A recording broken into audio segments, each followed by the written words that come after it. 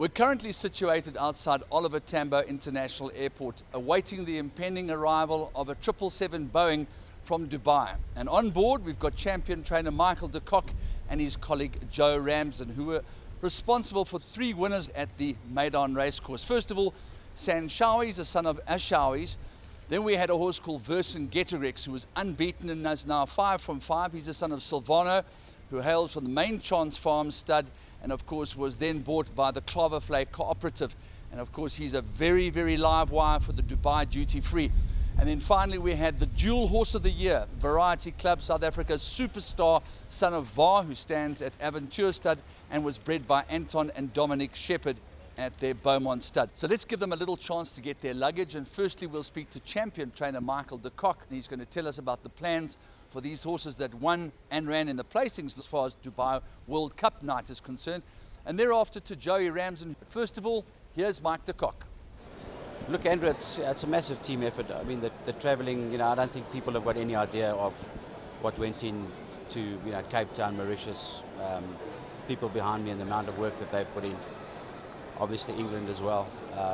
But I mean, we did it last year, 2 on World Cup night, both South African bred. So, you look at the horses that parade around you, millions and millions and tens of millions of dollars of horses, and relatively cheap horses, as one could expect from South Africa, holding their own and doing very, very well in the carnival. And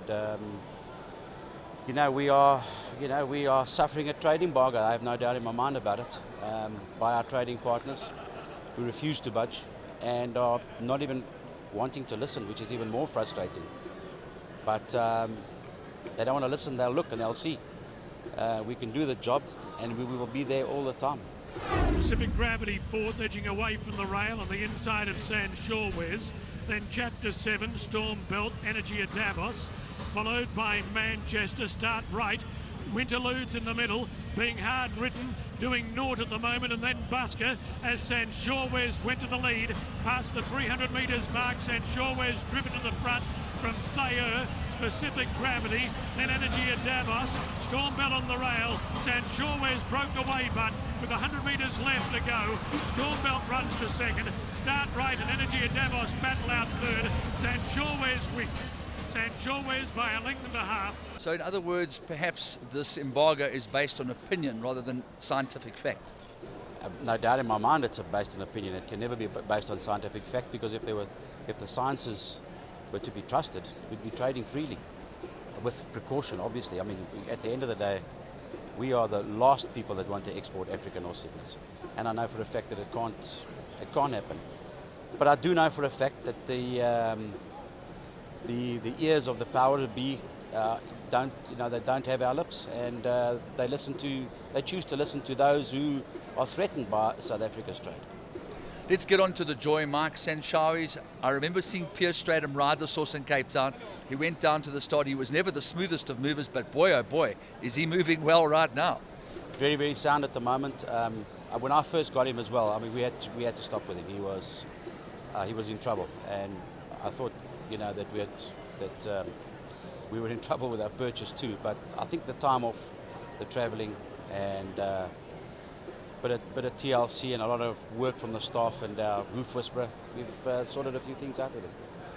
We never want to talk about VERCINGETORIX in the same breath as Horse Chestnut, but the break seems to have done him good as well. Yes, he's done very well with the break. I was in 2 months to run him, but he galloped on Saturday out of his skin, and we could see that there had been a significant change just in the last week with him. So we took a chance. He's, I think class prevails at the end. He needs to move up another notch. I mean, it was just a handicap yesterday that he won, but I mean, I like the way he did it, the amount of time he's had off. He's an exciting horse. Beautiful ride by Christoph. He had it in a perfect position. He just glided onto the lead, and without making any assumptions, he looks like a natural duty-free type of horse. Yeah, but duty-free again was always going to be a strong field. They bring the best from around the world. He's going to have to step up. if he's to be competitive in the duty-free. Alestrindoso is sat on the hammer of the speed. Elwob has travelled 3 deep throughout. VERCINGETORIX in the middle, then to Bowie, followed by Starboard on the rail, Code of Honour, and further back Regulation as Gale Force 10 lays it down to Captain Joy. VERCINGETORIX is about to go through between the pair. Simeon gives him full bore, and VERCINGETORIX went to the front with 200 to go. 4 Judds chasing. Code of Honour steaming down the outside. VERCINGETORIX in front of 4 Jat and Code of Honour. VERCINGETORIX is tired. He's hanging on. Code of Honour's too late, and the King of the Gauls has won. And then listening to Terry Spargo, I know this is not your horse, but you've had a lot to do with him. He seems to be of the opinion that Variety Club will be looking at the Dubai World Cup, which was a bit of a surprise to us. But as a 3-year-old, he did run second to Jackson in the Derby. Yeah, listen, I think it would be premature for anybody to make any assumptions. You know, Marcus has got his team. I'm there if needed.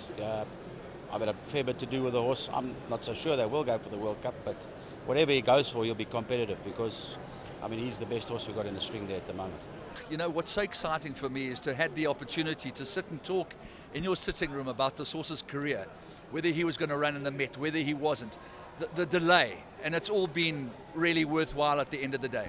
Yeah, you know, it's always hard to put aside sort of, 9 months of anyone's life, including my own, but at the end of the day, I think it has been worthwhile, and, obviously,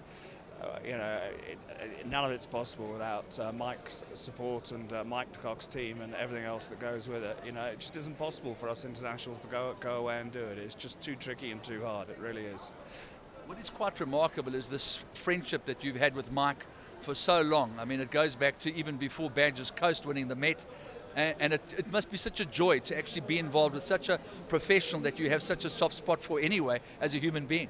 No, we were laughing about it the other day, and I'd like to think I'm one of Mike's oldest sort of racing friends and things. But when I was working for the late Michael Roberts, Michael was clenching shoes for Declan Cronin. Michael wasn't even really involved in the industry. He left us as an assistant, was taking a sort of gap year out, being someone's clench man.